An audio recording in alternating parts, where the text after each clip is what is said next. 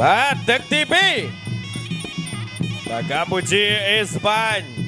ដើរចូលពីម៉ាក់ដាសនេះវាយឆក់ស្ដាំមួយចត្រាថយបន្តិច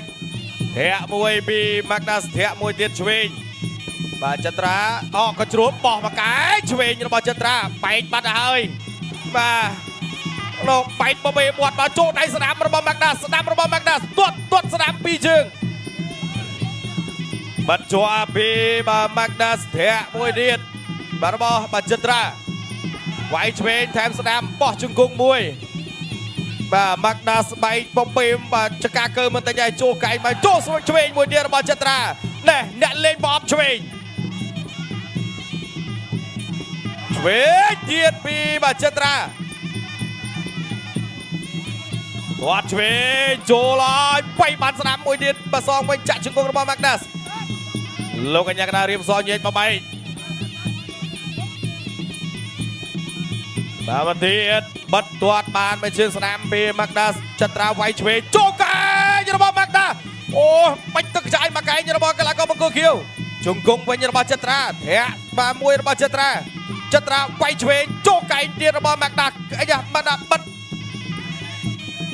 ជង្គង់របស់ចត្រាឆ្វេងទាត់ស្ដាំពីម៉ាក់ដាសផុតវាយពោះមួយពីចត្រា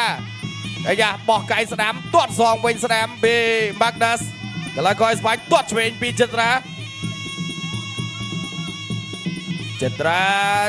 ញាក់ខាងក្រោមញាក់ម៉ាក់ដាសដើរចូល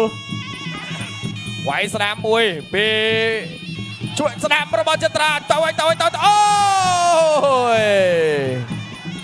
បាទជប់លាក់បាទកចាប់ការពារឧបករណ៍ការពារថ្មិញបាទគាត់ពលបាញ់បាទចត្រាបាទតាមបោះមកកែងរបស់ម៉ាក់ដាសទាត់ស្ដាំរបស់ម៉ាក់ដាសចូលឆ្វេងរបស់ចត្រាបាច់ឆាកលេងខ្លួនរបស់ចត្រាទាត់ស្ដាំវិញរបស់ម៉ាក់ដាសឆក់បានស្ដាំមួយពីចត្រា